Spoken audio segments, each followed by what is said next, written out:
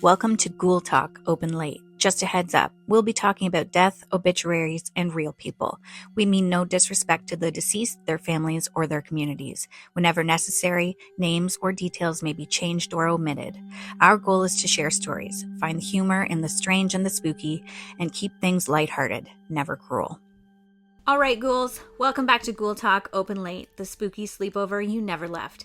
As always, except for the odd side quest, it's just two women with microphones, no supervision, no licenses, and no professional credentials whatsoever, which historically has never gone wrong. Tonight we've got candy, tarot, some cautionary tales, and at least one story that might follow you to bed. We like to keep things balanced. A little sugar, a little spiritual guidance, and a reminder that confidence is not always a skill set. We researched this for hours and still might pronounce something wrong. So if we did, no we didn't. Yeah. Get comfortable, put your phone on silent, dim the lights a bit if you dare, and hang out with us. So we can't just summon chaos without sugar. April, please reveal the offering. My offering for this episode, which resides behind my laptop, Sarah. So this treat comes from the Dollarama, which is one of my favorite stores Mine too. in the world. And I thought it looked like a KitKat.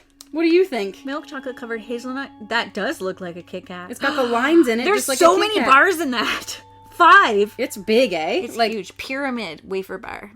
This is the weirdest thing. And so actually, the section of the Dollarama this came from is like the international food section. There's an international food section? I think it just happened recently. The other thing I got there, which I was going to bring for you, but I actually ate them all, was they had these mini and like skinnier rice cakes with chocolate on the top. Oh, I saw you put that in a story. Oh man, they were so good. I ate them all at work, so maybe next time. But these don't even have the Dollarama sticker on them. You know, like the price sticker. Oh, they haven't. So that's gotten how that. you know they're different. Yeah, they haven't gotten that far. These Give are- me one. These are from. Let's just see if it says where they're actually even from. Oh, they're good till July 14th, so they're good. Okay. Imported by Dollarama. Oh, it's printed right on it. From where, though? It just says Montreal, Quebec. Oh. Okay, maybe. But they're, because the chocolate-covered rice cakes were, like, Belgian chocolate on them. Really cool, so. So this is Montreal. Oh. We gotta take a picture. Sorry. Picker, it didn't happen. Say that all the time. And... Are they're individually wrapped! I was gonna say, are they individually wrapped? Because we're getting into problem territory. How genius giant. is that? That's like a full-on... That's like a KitKat chunky. It's a KitKat chunky. Let's do a taste test and see if it is, because we could be really sadly misled. KitKat's one of my jams. I love KitKat. So is Jackson's favorite. It's good. It's good. Okay. Mine's already broke. They're a little bit more wafery. They remind me of those cookies. Less chocolate. I'm also not mad at it. I like it. I mean, the KitKat is better, but It's like the cookie, but with chocolate surrounding it, which is okay. that's pretty not bad. They just called it pyramid. Which is weird. Yeah, it actually even gets better. The more you eat it. Yep. And, I mean, I also grabbed another venti, iced banana bread, matcha, whatever, junk from Starbucks. And that's what she sounds like. And I'm drinking what looks like water. So we'll just go with that. It looks like water, but it's not water. It's in a wine glass, which is also not correct. A stemless wine glass. Yeah. Weird. I like these chocolates. That's pretty good. That's a good snack. Yep. It doesn't make me feel fat, No, it's good. Yeah. but it's a little bit better than the little cookies. Yeah, it is. And I like the shape. I think things taste better when they're in a triangle. Toblerone. Yeah. Case in point. Exactly. We'll have to get one of those next time. Yeah. Yum. Nom nom nom. All right, now that sugar, salt, candy, caffeine, and mystery beverages and wine glasses entered the bloodstream, this feels like a responsible time to check in with the universe before we start judging strangers. It's Hashtag tarot time!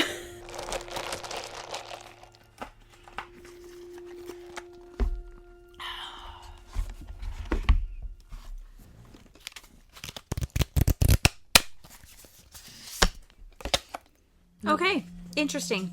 We have the High Priestess. She looks very composed. So this must be about you, April? I do really like her emerald green dress. We'll show a picture. By the way, excuse you, the High Priestess is secrets. It's withheld information. It's knowing something and choosing not to announce it. I announce when I come into a room. Yeah, the High Priestess definitely doesn't. She's quieter than that. She's not the chaos, she's the witness. So I don't fully understand this message because we are rarely the witness. We are usually the situation. Okay, chaos handled. Now let's get weird with the Phantom Files. Cool. You ever hear about a guy so bad at crime, he accidentally became a carnival attraction? Because, same. Please don't tell me that you said it. I'm scared now. No, but this sounds familiar. Okay. As soon as, I could be totally wrong, but it might be what I think it is. We've all had rough weeks, but Elmer McCurdy's lasted about 70 years. I think I do know this one. But I didn't know that was his name. Maybe I don't. Keep going.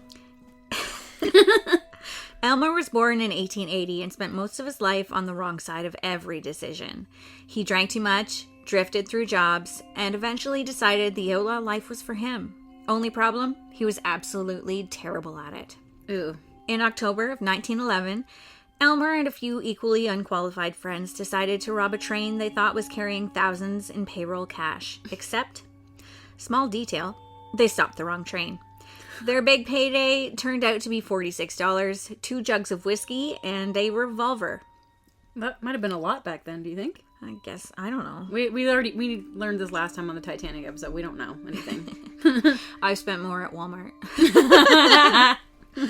A few days later, law enforcement caught up to him, and there was a short standoff in a barn, and Elmer, predictably, lost. He was shot and killed on the spot. Normally, that's where the story ends, but Elmer... No, Elmer was just getting started. The undertaker who received his body, a man named Joseph Johnson, waited for someone to claim him. Joe John? Joe John. I guess so. Oh. Isn't that like, doesn't Ben Stiller say that? Your name is Joe John? Wasn't that from something? I don't know. Why did that just come to my...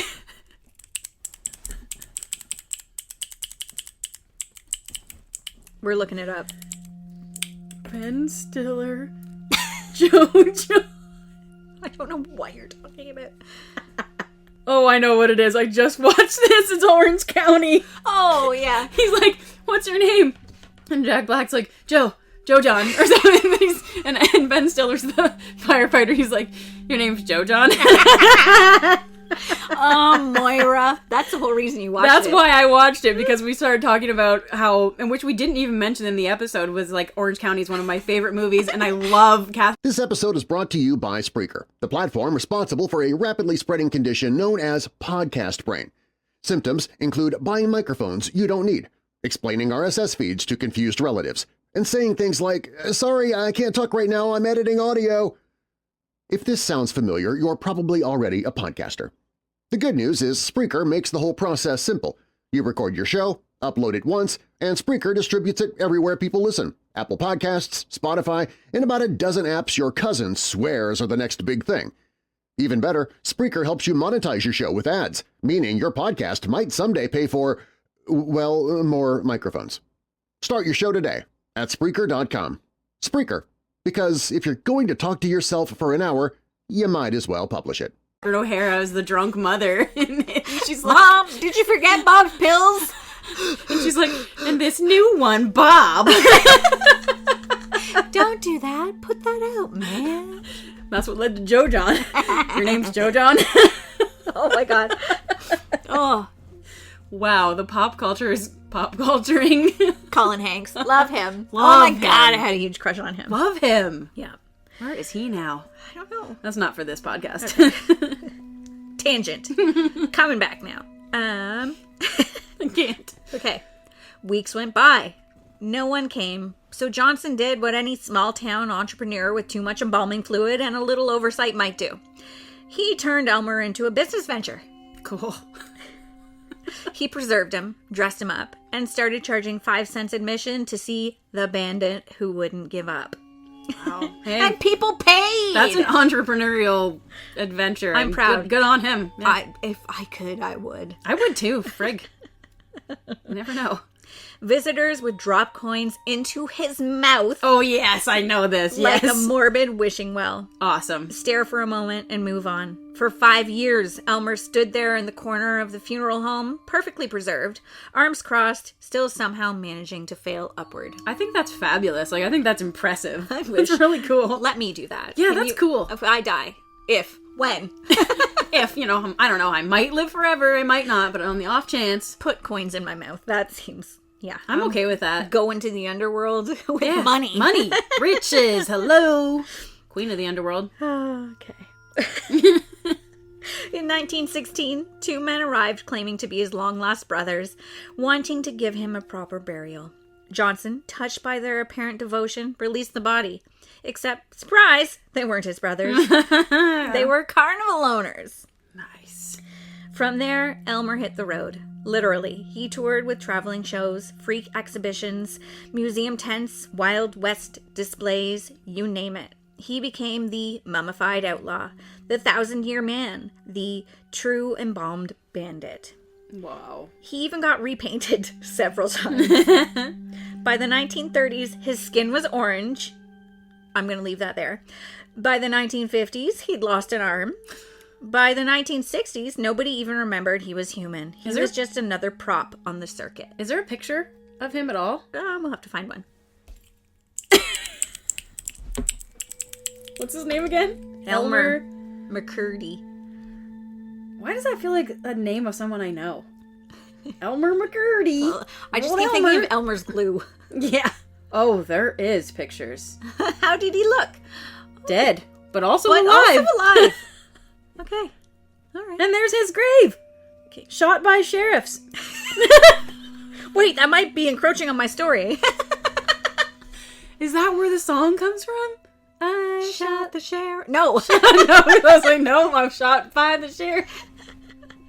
Oh my god. Oh my god. What is that noise? I think it's my phone getting close to the mic. Oh. Remember when the internet used to do that if you were getting a phone call? Yeah, I'd be like, On dial-up.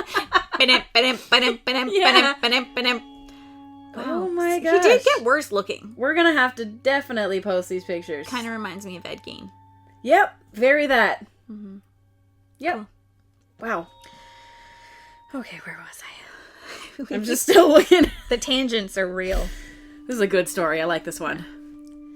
Fast forward to 1976. Oh.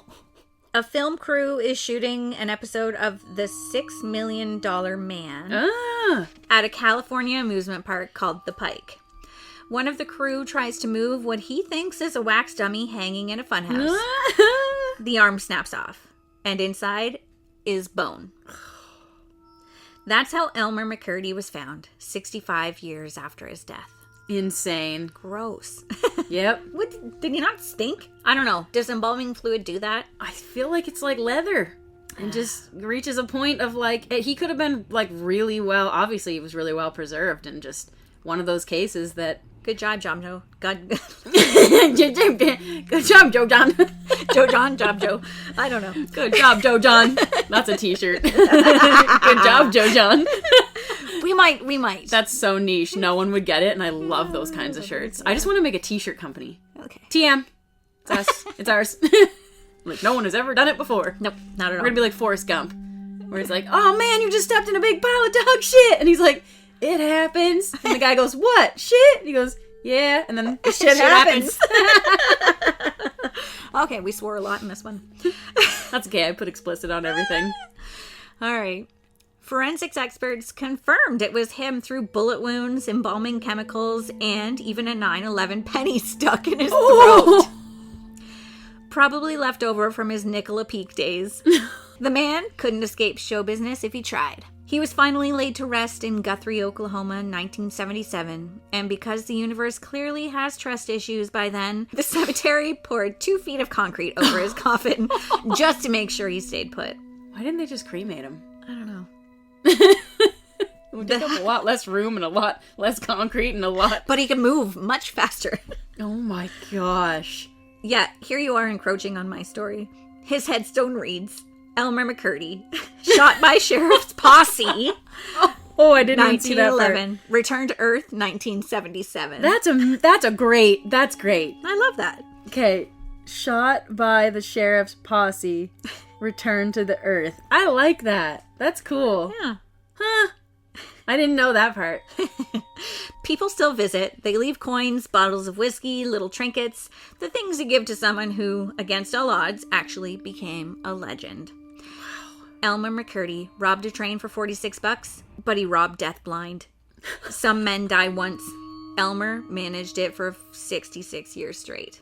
Imagine working at a theme park and they're that. Dead. Do you know about the case of it's like, I think it was in Mexico, there was like mannequins, quote unquote, in the windows? Yes! And they moved it? Yeah. Yeah. And there was like the girl's fingers, and people were like, this looks really real. And they were like, people would...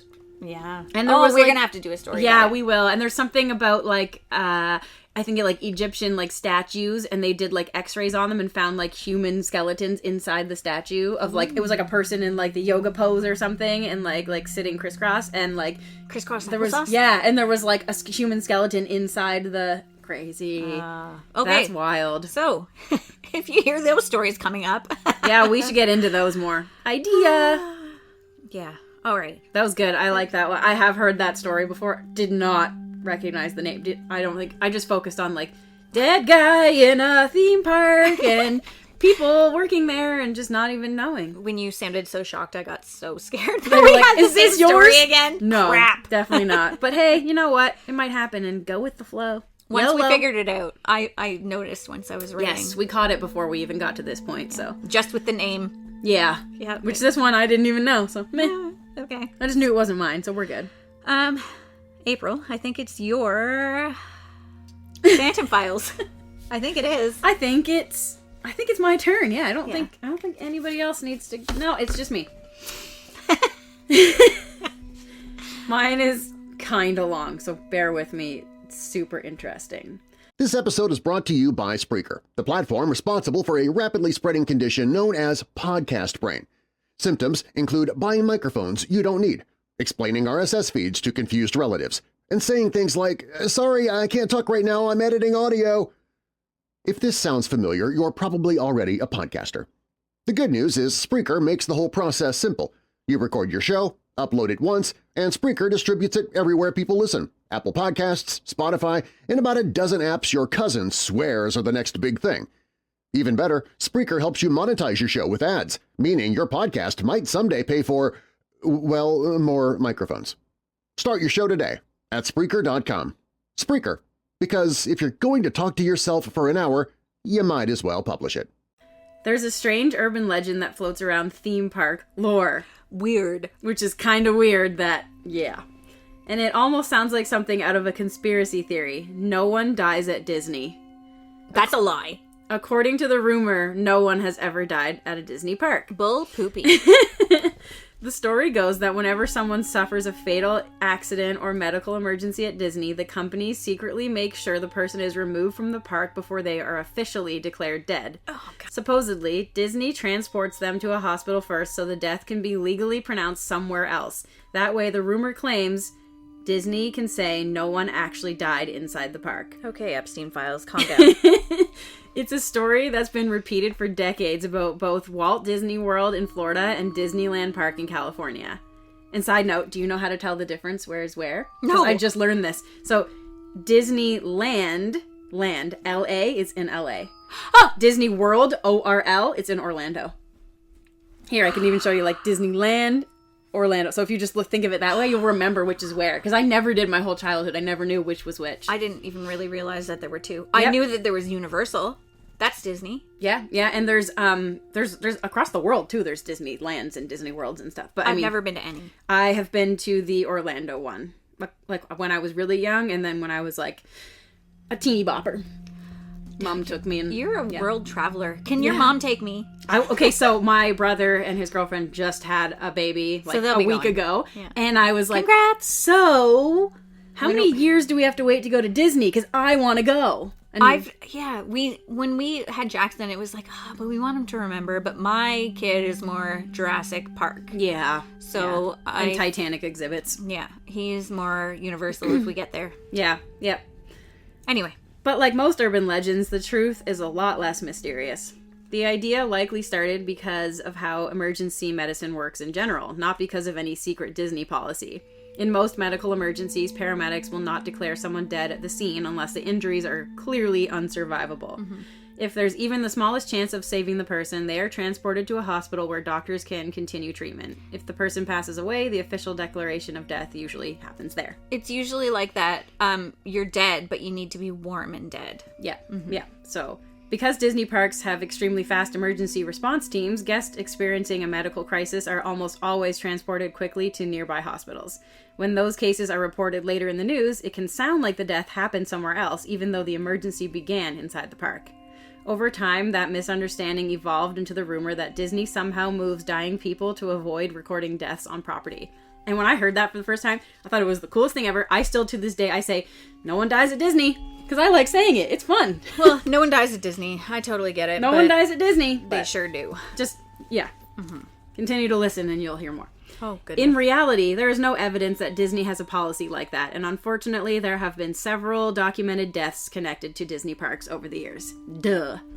Most of these incidents are not related to rides at all. The majority involve medical emergencies. Theme parks can be physically demanding environments. Long days of walking, heat, dehydration, and excitement can sometimes trigger heart attacks, strokes, and other health crises. And that's why I don't go to these things. But if I did go to Disney, I just want to go to like Hanna-Barbera Land and like walk around and eat food and stuff. So Lance and I went, this is before Jackson. So like we're in our 20s. Really? We went to Wonderland. Okay, yeah, yep. We went on 2 rides and just couldn't do it. We were nearly dead. We were like, okay, there's not enough Tylenol in the world for this. I'm glad you're like me and we're talking about Canada's Wonderland in Toronto. Yeah. I went there for my 30th birthday. I drugged my brother and his girlfriend. And his girlfriend Blair stood in a line for 2 hours, went on the biggest roller coaster, the one that goes over the parking lot. Terrifying. Top Gun? I don't remember what it's called. It's green, I think, but I don't remember what it's called. And we were all too scared to do anything, so we got a foot-long hot dog. And then we went to the carousel ride, and we rode the carousel. And then it ended, and then we got back in line and rode the carousel. And we went on the carousel the entire day. That's all we did. Horrible side quest. Marineland. They had a carousel. You know those swings? Yes, yep. Oh, the swings, yeah. So we're not going to talk about Marineland because that's upsetting. Because everyone doesn't love Marineland. But I was there as a child. Yeah. Watched someone on those swings vomit. Oh, no. In a circle. And that's why you don't do that. Yeah. I have no desire. I remember when we went on a school trip, you were probably there. I don't remember what year it was. We went to Wonderland. And I think it might have been the Top Gun ride. It might have been newer or something that year. I think so. And I was rail thin. Like, I was really skinny. And teeny tiny. And I got in that ride, and it, like, jostled me around so much that when I got home that night, I had bruises all up my back. Oh. Yeah, on your spine, right? Yes, yeah. All up my spine. And I was just like, well, that's not very fun. I think that's the one that Lance and I did. And then that was like, okay, we're tired. I like the environment of going to the parks because they're cool. But when I was a kid, the rides were the best thing. Yeah, but I have no desire to go on the rides at all. I would rather like shop and go to the arcades and like just walk around and have fun and take fun pictures. Go stand in the cool zone. Yep. But it's not really worth it anymore because the prices are astronomical. Nuts. Which is kind of sad. And but then, I mean, it's a trek for us to get there, so it's it's an overnight stay. But if you and I do some point in time go to California, oh my god, we should go to Disneyland.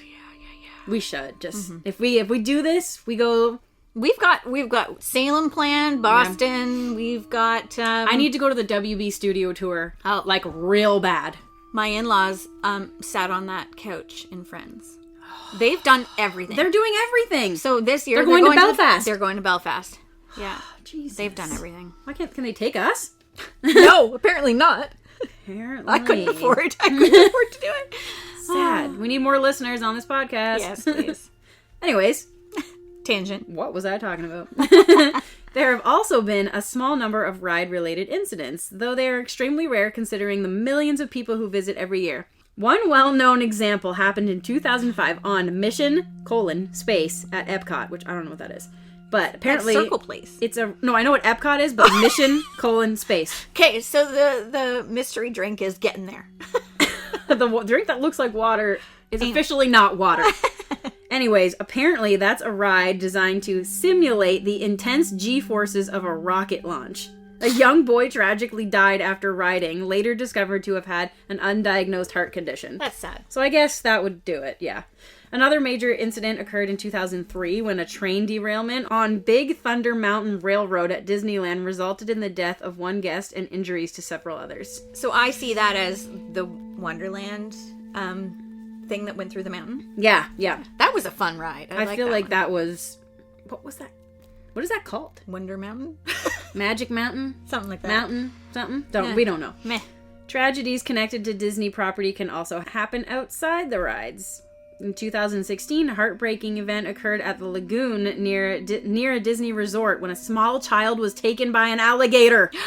No! The incident led Disney to add extensive warning signs, barriers, and wildlife safety measures across its resorts. Just get rid of the alligators! Taken by an alligator. And this was 10 years ago, I guess now. Jesus. 2016. I was like, this was just the other year.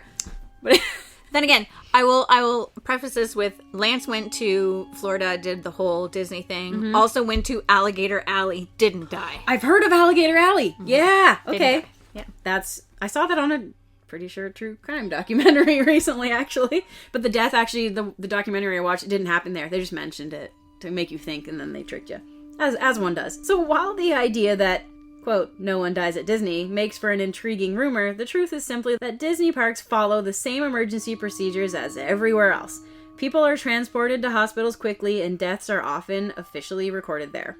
Over time, that technical detail evolved into one of the most persistent theme park myths. Again, I love it. But even though the rumor isn't true itself, Disney parks have been the setting for some incredibly strange, eerie, and sometimes downright creepy stories. And those are where things get interesting. The abandoned water park. Did you know about this? Is this the one with the dinosaurs? Hidden inside Walt Disney World, so this is Orlando, was once a water park called Disney's River Country.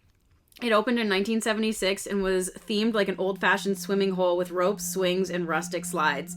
But in 2001, Disney quietly closed the park and simply left it there. For years afterward, the park sat abandoned behind fences, slowly being reclaimed by nature. Slides rusted, pools filled with algae, trees grew through the concrete. From the nearby resort boats, guests could see what looked like a frozen ghost town version of Disney. Urban explorers snuck in and posted eerie photos online, making River Country one of the most famous abandoned places in Florida. Disney finally demolished most of it in 2019, but for nearly 2 decades, a forgotten Disney park just rotted inside the middle of the resort. Isn't that crazy? That is. I thought I was going through my phone to see. I thought I had screenshotted it about a forgotten park. That would yeah. I mean, actually, that's something that's a segment we should get into because there's so many. Oh, the parks, and yeah. I can't believe that they just leave them. I know, and it's so eerie. It also makes you. Did you ever see the oh my god, Chernobyl movie where they show the little theme park they had in Chernobyl in the movie, and it was so creepy. Sidebar. Sorry, this episode is off the rails. When I was a child, still living in my parents' house, I must have been 8. My neighbor's neighbor actually had invited children from Chernobyl to come live with them for the summer. Oh. As a way to escape the radiation, that kind of thing. We played we couldn't speak to each other because we had... They didn't speak the same language? Yeah, it was wild. Oh my gosh. Fondest memory ever. That's so cool. I didn't know that. There were 2 sisters. One was older, one was a little younger, and I was kind of in the middle. It was really neat. That's cool. We played every night. There's a girl in my yoga class. This was last year. She was pregnant, and she came to my yoga class, and she had her baby, and she hasn't come back. Obviously, she's busy with a newborn. But the yoga instructor told me that she was adopted here from Chernobyl. Oh, yeah. Cool. I thought that was kind of cool. That is really cool. Yeah. Oh, I didn't know that story about you. That's cool. That was I think that was before we met.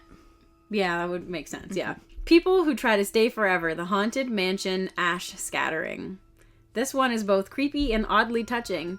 Cast members, that's what they're called when they work at these parks. They're called cast members. They're amazing. Because they're fully in right? They're on, yeah. So cast members at the Haunted Mansion have reported that guests sometimes try to secretly scatter the ashes of loved ones inside the ride. Aww. Disney strictly forbids it. Of course. But it still happens occasionally. The most common place is the ballroom scene where the ghosts dance endlessly under chandeliers. Aww. When it does happen, the ride is immediately shut down and cleaned. How do they know? Right? But the idea that real human ashes have been scattered inside the haunted house ride has become one of the strangest pieces of Disney folklore. Some employees have even joked that the mansion might actually be the most haunted place in the park. I can see that. Right? Cast members say when it happens, they quietly call a code phrase over the radio. HEPA, clean up. So if you ever hear that and you're at a park, there's ashes. Aww. That's what it is. Rest in peace. That means a special vacuum Aww. is to be brought in. So while the ride is full of fake ghosts, there have technically been real human remains inside the Haunted Mansion. The crying boy of the Haunted Mansion?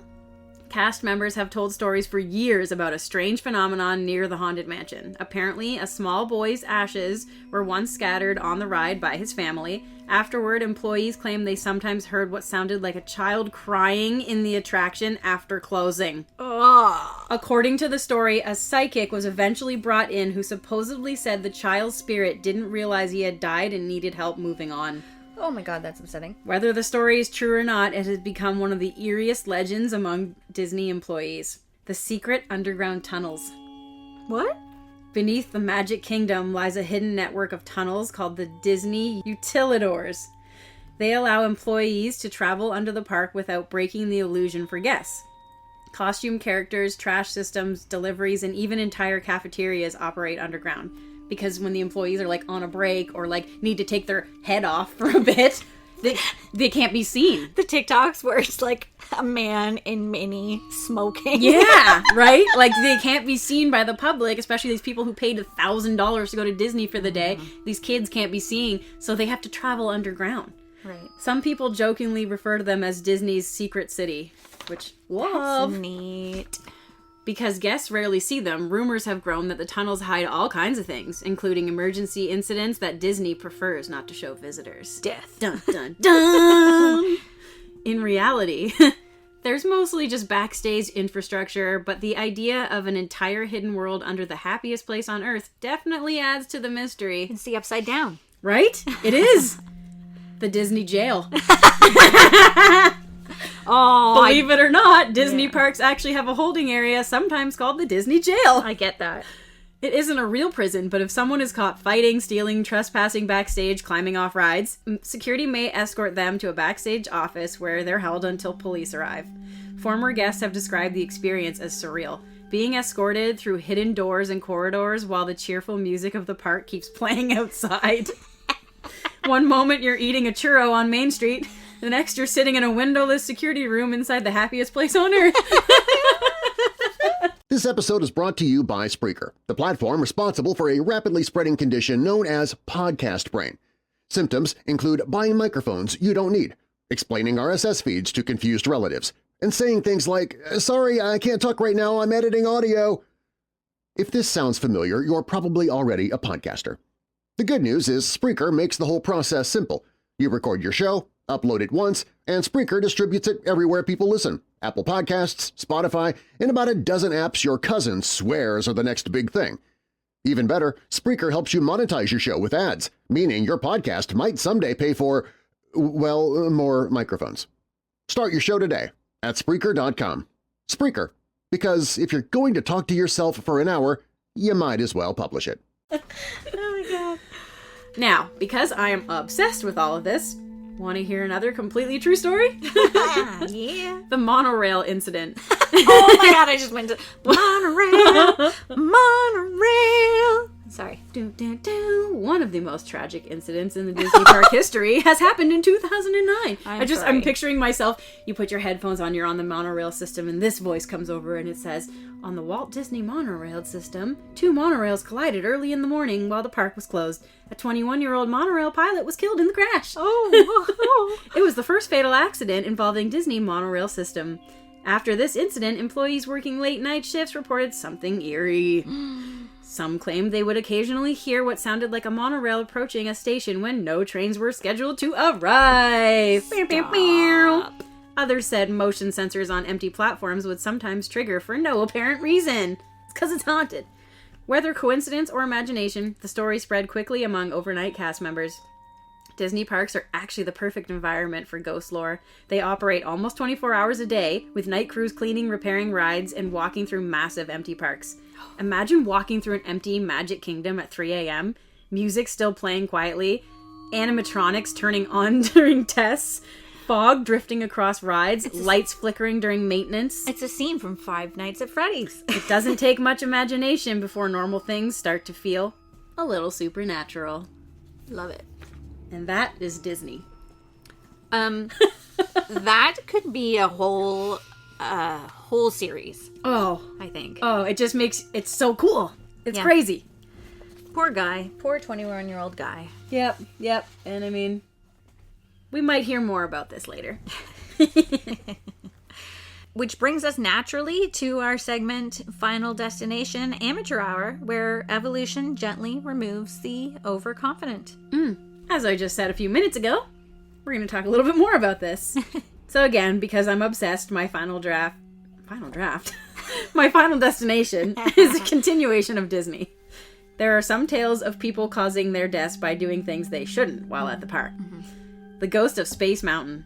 One of the most famous Disney park ghost stories centers around Space Mountain at Disneyland Park.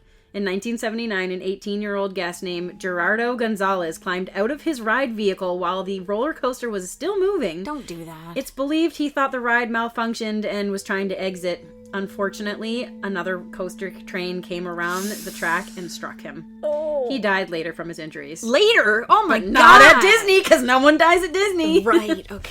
After the incident, a strange rumor began circulating among park employees. Cast members claimed that sometimes during late-night ride checks, operators would see an extra rider in the last seat of certain coaster cars when they came back into the station. The rider was described as a young man with dark hair wearing what looked like a 1970s style clothing. The story became so common among employees that the mysterious figure even got a nickname, Mr. One Way. Oh my. Oof. Supposedly, if he rides with you, your ride vehicle will never break down. Oh, okay. I guess you're good if he's with you. Yeah. Oh, we got another monorail track trespassing. One of the earliest Disneyland fatalities happened in 1966 when a teenager entered the restricted monorail track area inside Disneyland Park. Smart idea. The boy reportedly snuck into a ride area at night and attempted to climb onto the monorail beam. He was struck by a passing train and killed. Jeez. The incident reinforced Disney's policy of strictly separating guest areas from the ride infrastructure. Stop running around on the tracks, please. Stop. Rivers of America incident in 1983. At the Rivers of America near Tom Sawyer Island, an 18-year-old guest died after attempting to swim across the river late at night when the park was closed. He and a friend had hidden on the island after closing. Instead of waiting for help or using the raft system, they attempted to swim across the river and one of them drowned. I am the lizard queen! Duff beer for me, duff beer for you. It's like being on Broadway. I'll have a duff, you have one too. That was creepy and good at the same time. If you know, you know. Wow. Brava! The river looks shallow in places, but parts are deeper than expected, with underwater structures and currents. Oh, so again, wow. Don't do that one. You wouldn't know, I guess. Big Thunder Mountain accident. In 2011, at Big Thunder Mountain Railroad in Disneyland Park, a guest exited the ride vehicle after the train stopped on the track. While attempting to leave the ride area, the guest entered a dangerous section of the track and was struck by another train. This kind of situation is exactly why parks instruct guests to remain seated until cast members provide instructions. Don't move until you're told to move. There's moving stuff, man. Right? Millions of people visit Walt Disney World and Disneyland Park every year, and statistically, they are among the safest entertainment environments in the world. Okay. Most serious incidents fall into 3 categories. Medical emergencies, heart attacks, strokes, etc. Mechanical accidents, very rare. And guests bypassing safety rules. Which, yeah. Theme parks are designed assuming guests will stay seated, obey barriers, and follow ride instructions. When those systems are bypassed, the environment can become dangerous very quickly. Yeah, makes sense. Cautionary tale. Yeah. Don't do stupid things. Yeah, just stop doing dumb shit, guys. Stop doing dumb things at theme parks. Or be like us and don't go to them. It's too much work. Yeah. We're going to transition into my coffin break. Let's just have a little levity here. All right. Every generation has that one movie they shouldn't have watched as a kid. For some people, it's It. For others, it's Child's Play. Ooh. For me, it was Leprechaun. Oh, I was wondering if you were going to say the same thing. Nope. Do you want to know what mine is? What? The Shining. Love that. I was watching it way too young at the neighbor's house, and I am not kidding you. I said, my mother is calling me, and I have to go home, and I left in the middle of it. I pretended I heard her yelling over the fence, and I left. I'm serious. That's one of my favorite I love it. movies ever. But not then. I was way too young for it. Every New Year's Eve, I post the photo of the Overlook Hotel. You do? Yeah. But this isn't that film masterpiece at all. Right.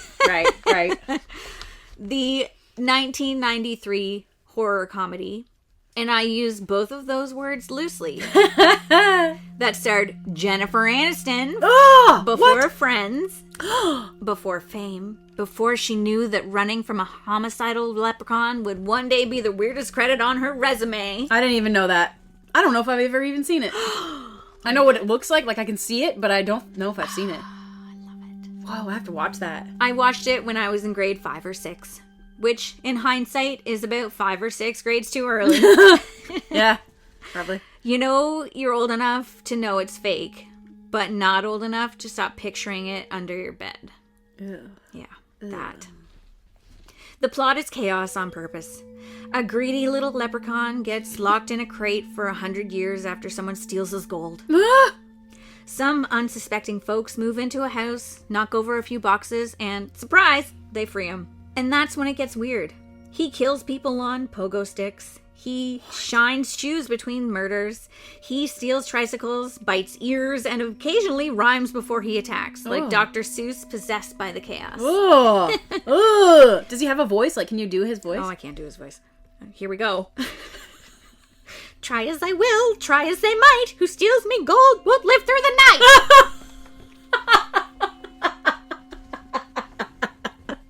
Sorry, guys. Where's Jeremy when you need him? No, it's not your Jeremy. It's another Jeremy that I call a leprechaun all the time. He probably doesn't listen, but if you do, I'm sorry. It's you. I can still hear that line echoing in my head. And the laugh, that scratchy, high-pitched gremlin giggle that sounds like the world's most cursed Build-A-Bear. It's a love-boo-boo. It's a Labubu now. 10-year-old me was convinced he was hiding in my closet, ready to jump out, demanding gold I did not have. And Jennifer Aniston, she was doing her absolute best. She gave this ridiculous little movie more heart than it deserved. She's screaming, sprinting through fields, holding her own against a folklore creature that looked like it crawled out of a cereal commercial gone wrong. Honestly, it's heroic. And somehow, this disaster made money. Yeah, right? Enough that the studio said, you know what this needs? Sequels. No. So they made more. And more. How many? I don't know. He goes to Vegas. He goes to space. It's like Jason goes to space. Everyone went to space that year. At one point, he actually tries to marry a modern-day descendant of the family who trapped him. There's a leprechaun wedding subplot. Because apparently, nothing says horror like eternal commitment. Bride of Chucky. Exactly. They're all the same. The longer the franchise went on, the stranger it got. And yet, people kept watching. It became less about fear and more about that weird human fascination with the absurd. Like, how far can we push this before someone calls the cops? Every March, people celebrate St. Patrick's Day with green beer and clovers. But for me, I think of that tiny monster in a top hat, grinning up from a VG... Jesus. Avicii? I think of that tiny monster in a top hat, grinning up from a VHS cover, ready to destroy my childhood, one rhyme at a time. I want me gold. I'm gonna gut you like a fish. You and me both, buddy. The only difference is he got a franchise and I got nightmares. Wow. So here's to Jennifer Aniston, the only woman who could outrun a leprechaun and still have a glow up. And here's to all of us who watched that movie way too young and learned the real moral of the story. Luck is temporary. Trauma is forever.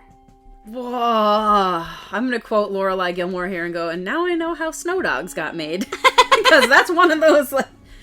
Also, is this coming out on St. Patrick's Day, this episode? Pretty close. When is St. Patrick's Day? I don't know, the 17th? No, it's a Tuesday. I'm pretty sure. Right? I don't know. When is St. Patty's Day? This is coming out on the 18th. I think it's like the day after. Yeah, because St. Patrick's Day is the 17th of March. Always. It is? It always is? Yes! Never knew that. Yeah, it is. Huh. I planned that well. So, St. Patrick's Day was yesterday. Oh my god. We don't know what we're doing sometimes. I'm gonna go... You know what? Today the time changed. Yeah.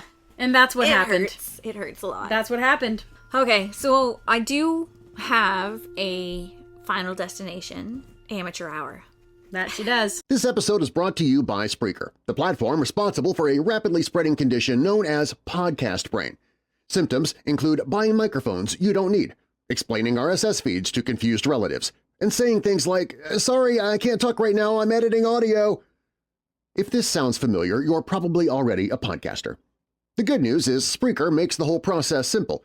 You record your show, upload it once, and Spreaker distributes it everywhere people listen. Apple Podcasts, Spotify, and about a dozen apps your cousin swears are the next big thing.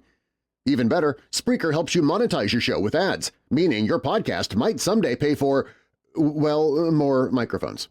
Start your show today at Spreaker.com.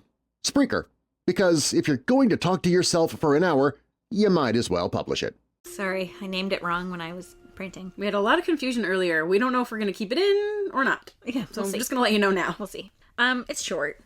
We'll see how it goes. California's got sun, wine, beaches, and apparently a skydiving center that doubles as a Grim Reaper's Airbnb. Ooh. I'm going to preface this by saying sorry Cindy, sorry Vanessa, sorry Riley, because I know you like to jump out of planes.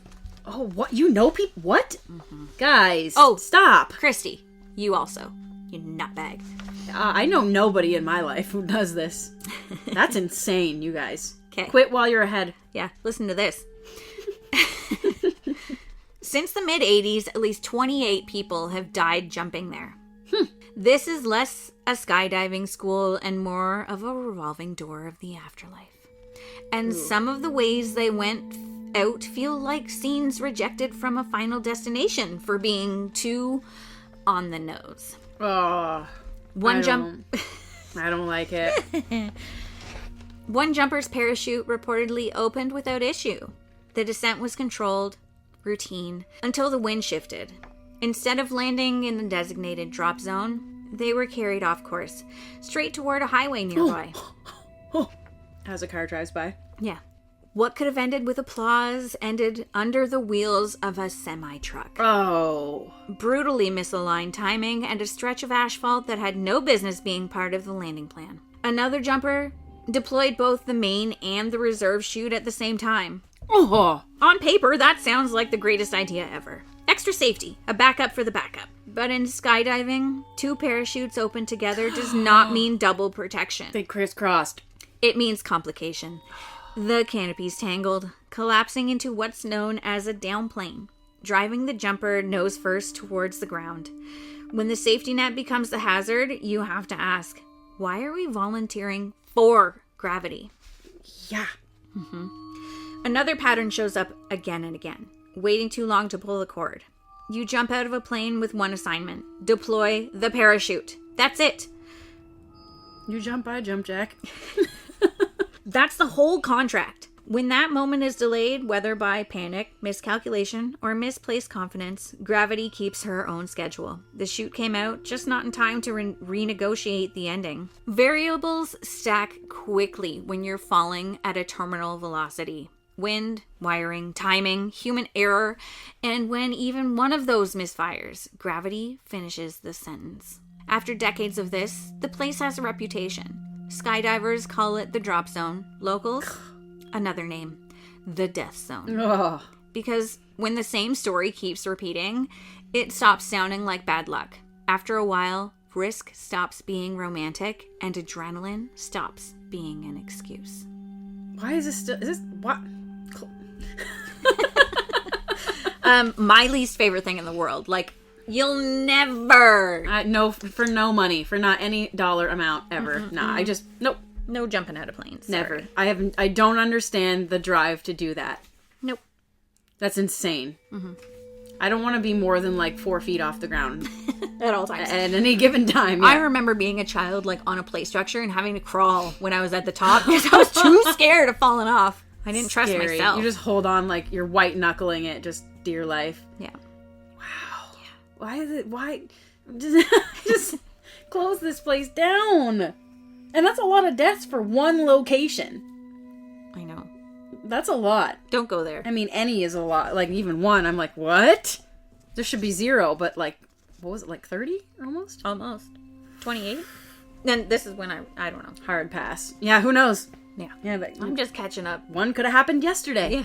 To the lower. You never know. So, we've laughed. We've allegedly healed. And now it's time for our final draft segment where we close someone's file permanently. Oh, and this one gets ya. Oh, no. Do you remember Natasha Richardson?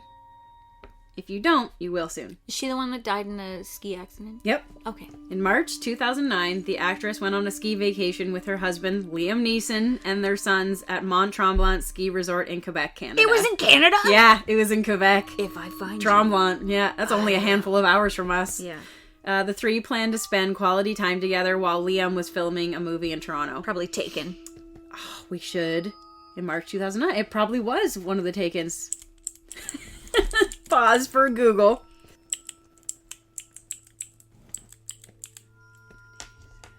I don't even have to finish Googling it. Google already knew what I was trying to look up. Listening. He was filming Chloe. I don't even know what that is. No, I don't know either. I liked our version better. Womp womp. Anyways, but was supposed to be a fun family outing turned tragic. The morning of March 16th, during a private ski lesson with an instructor, the Tony-winning actress fell on the beginner's trail at Station Point, Tremblant, and hit her head.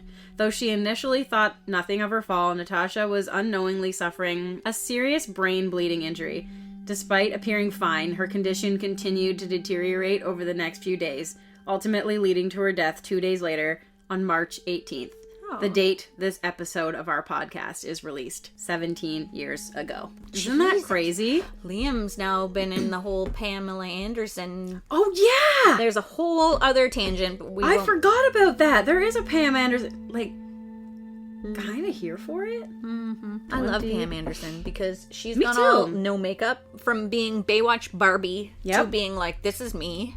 Yep. It was later revealed that she died from an epidural hematoma, and her death devastated fellow actors and longtime fans. Over the years, Liam has opened up about the loss of his late wife, including how he still tries to feel close to her.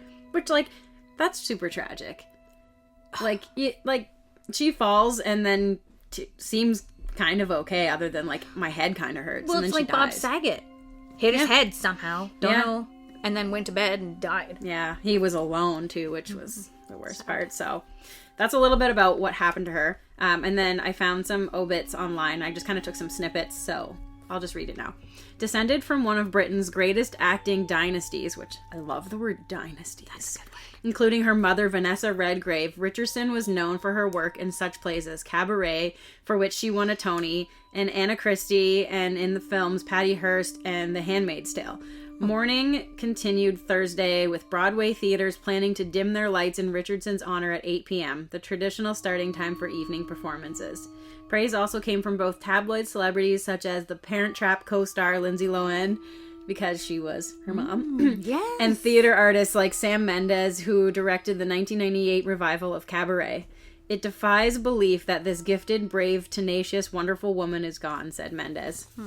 Yeah, that's where I know her from, was Parent Trap. Charlotte St. Martin, executive director of the Broadway League, the trade organization of Broadway theater's producers, called Richardson one of our finest young actresses. Her theatrical lineage is legendary, but her own singular talent shined memorably on any stage she appeared.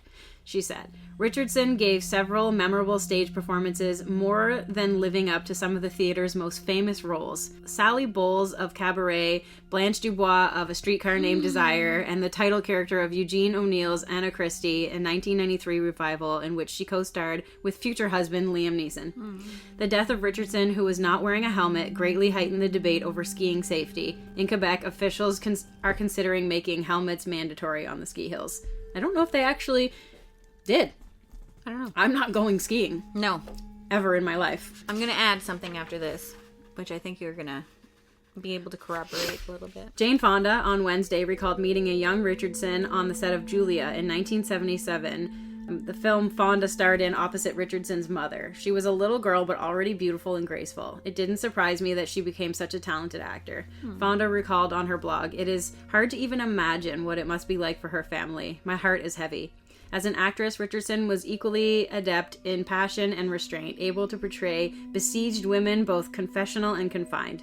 Like other family members, she divided her time between the stage and the screen. She met Neeson when they made their Broadway debuts in 1993, co-starring in Anna Christie, Eugene O'Neill's drama about a former prostitute and the sailor who falls in love with her. The New York Times critic Frank Rich called her astonishing and said she gives what may prove to be the performance of the season. Her most notable film roles came earlier in her career. Richardson played the title character in Paul Schrader's Patty Hearst in 1988, a biopic about the kidnapped heiress, for which the actress became so immersed that in between scenes she wore a blindfold to better identify her with her real-life counterpart. Richardson was born in London in 1963. The performing gene inherited not just from her parents, but from her maternal grandparents, and her aunt, and an uncle. Her younger sister, Jolie Richardson, which I love the name Jolie, also joined the family business. She studied at London's Central School of Speech and Drama, because she had that great accent too, right? She has the most memorable face. And she's so poised and I loved her. Mm-hmm. I loved everything about her. Mm-hmm. She was gone way too soon. Friends and family members remembered Natasha as an unusually poised child, perhaps forced to grow up early when her father left her mother in the late 60s. Her screen debut came at 4, when she appeared as a flower girl in The Charge of the Light Brigade, directed by her father, whose movies included Tom Jones and The Entertainer.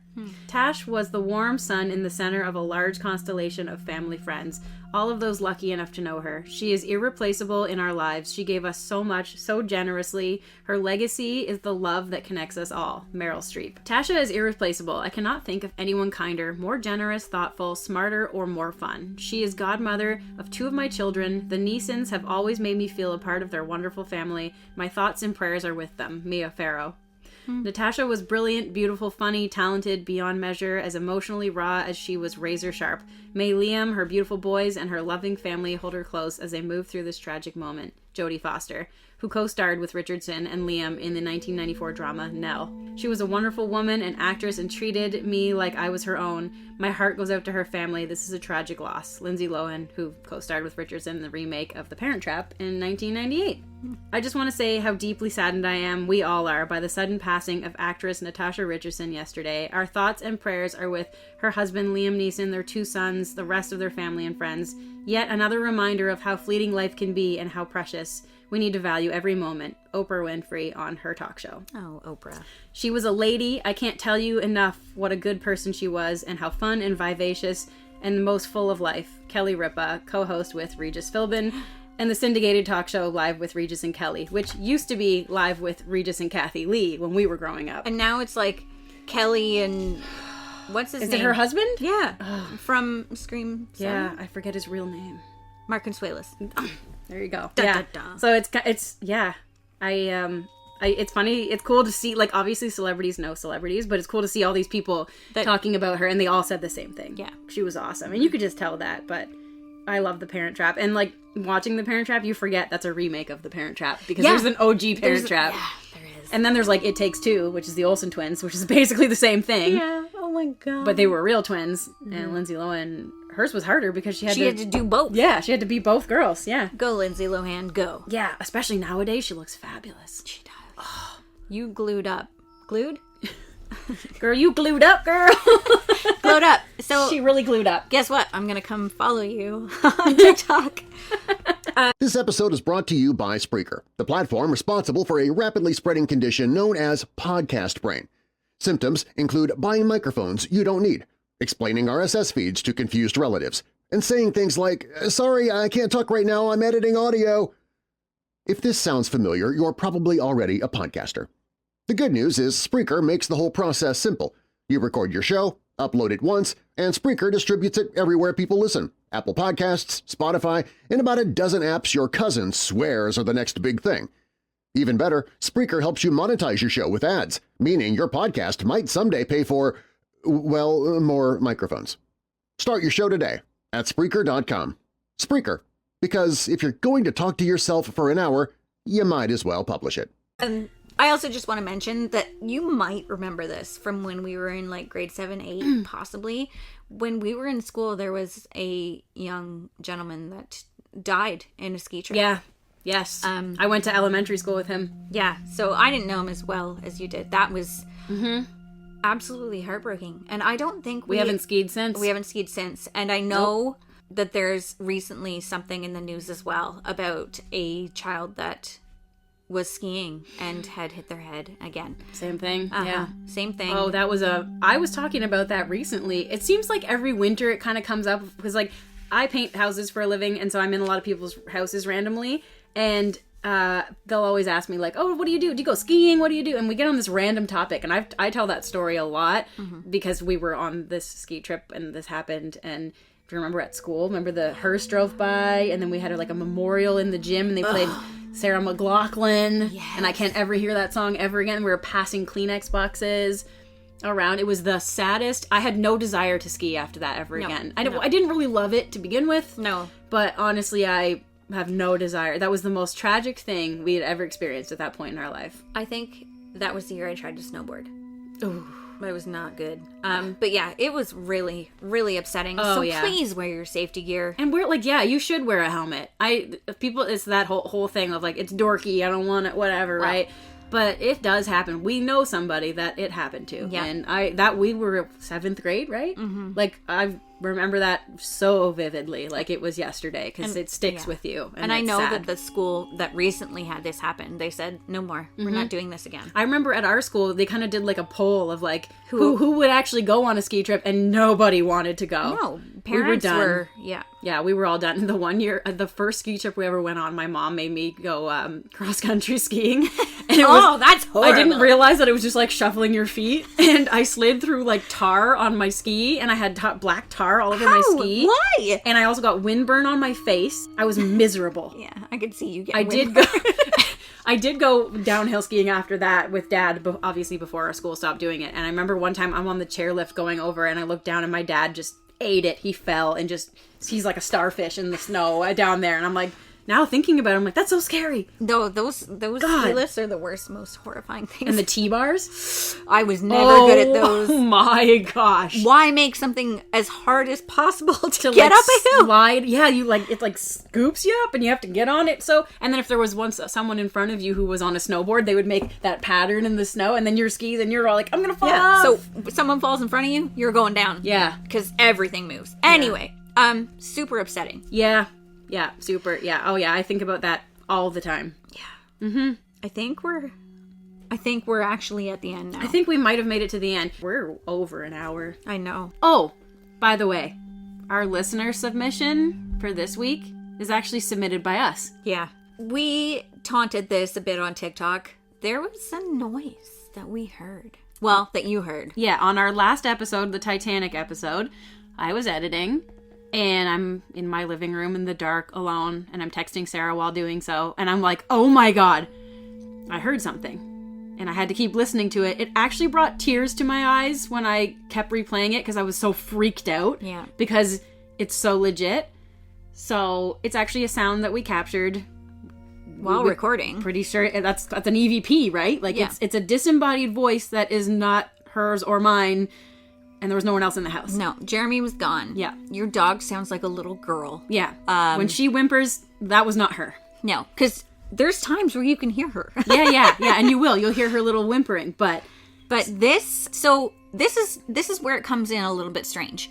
This is the first time we recorded in your living room.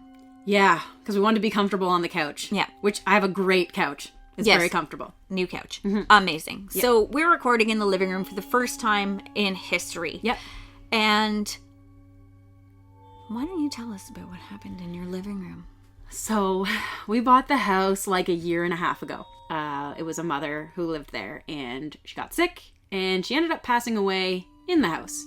We knew this when we bought the house. We were just like, hey, price is right. It was kind of an Amityville horror situation, except for no one was murdered, but there was a death in the house. And so my brain was kind of like, okay, compartmentalize that. The price is good. Let's just buy it. We're fine. We got this. I have sage. I'm fine. Yeah. When we bought it, moved in, and one of the neighbors down the street told me exactly where in the house the girl had passed away, which I didn't need to know that. I was fine not knowing exactly where, because you don't need to know. Then you told me. And then I had to tell Sarah, because I didn't want to just know that info and not tell her. So my creepy ass was like, ooh. Yeah. It was in the living room. Yeah, in the living room, where, for the first time ever, we recorded. Then we heard this. So I'm going to play you the original audio, and actually, I should put in here, I left it in the episode, the Titanic episode, so if you want to go back and listen to it, you can. I time-stamped it to myself. I'm going to tell you what that is right now. Yeah, you sent it to me. I didn't hear it.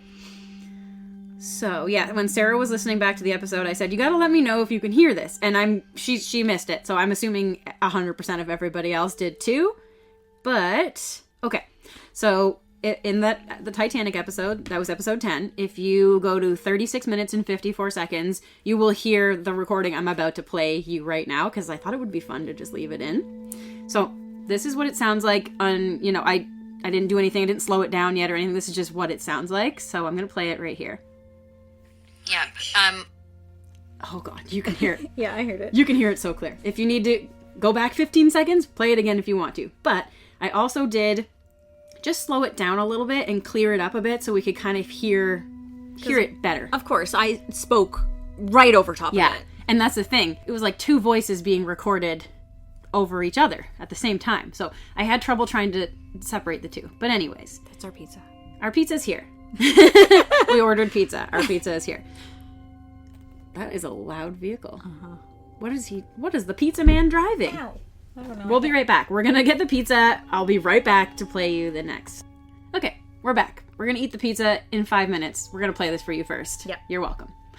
This is the second recording. Yeah. Oh my god. I feel like I didn't hear it right the first time you said that to me. Oh. I also slowed it down once more. So here it is again once more. Yeah. Oh. Why is it a dude? Oh. That gets me. So what do you guys think? That's legit from us, our recording. We don't know. I can't explain it. Don't know what it is. I've played it a million times at my house. I don't know. We're the only two people in the house. The dog is a chihuahua, essentially. Mm-hmm. Yep. Yeah. And no, my house is not creepy. No, nothing has ever happened in there. I don't feel creeped out.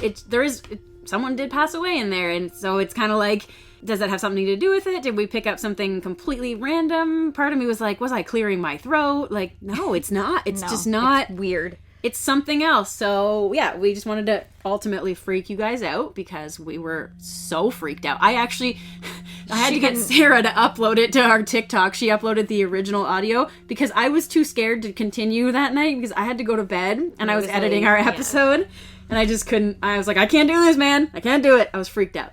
So maybe we'll probably put another TikTok up of like the slowed down versions too so that you guys can comment there if you want to. Mm-hmm. But yeah, there you go. And I mean, I feel like it might happen again. You never know. We record in all different places. I mean, we're getting back to the Ghoul Bus. Yes, we're in the Ghoul Bus now. We've been in the Ghoul Bus for a couple episodes now because it's starting to finally warm up again up here in old Canada. And we have heated blankets on us because we can't turn the heater on because it's too loud to record. It's too loud. I feel like mine's turned off. Yeah, and another thing, I just wanted to reintroduce us in case people just kind of started out on this episode and they're like, oh, like, who are these people? So, I'm April Fool. Oh, Jesus. And what's the name you gave me? Scara? And you're Scara-ween. Scara-ween, we decided to use our government names. And just in case you wanted to Google us, that's... There it is. Thank you, autocorrect. Yeah, so how that came to be is I was buying tickets for something we went to the other week online, and I was filling out my name, and I put my first name, and then I clicked the line to go to my last name, and it auto-corrected and just put Fools. And so I decided that is my name. And then I decided we needed one for me. Yes, and I was trying to brainstorm it with ChatGPT, and then all of a sudden, I thought, Scara! So Scara. And then my husband said, it could be Scara-ween. And so, heck yeah, it is. That's our new names going forward. Just wanted you guys to know that's how you need to address us. And we're not going to answer you unless we won't respond. So, anyways, over and out. Over and out. April Fool and Scara-ween. Scara-ween. So, that's it for tonight's episode of Ghoul Talk Open Late. If you've made it all the way through, chaos, ghosts, leprechauns, and questionable life choices, we appreciate you, truly. Mm-hmm. So now, you can appreciate us back, right? Yeah. Leave us a review wherever you listen, 5 stars only. Send us your creepy stories at gtopenlate@gmail.com. Follow us on Insta and TikTok to join the sleepover. Don't lurk and be weird. Right. And remember, spooky never sleeps. I like the watertight recreation and the engine recreation, like noise and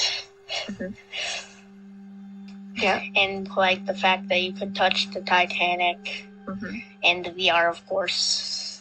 Oh yeah, the VR was pretty cool. Yeah. And what do you know about the Titanic?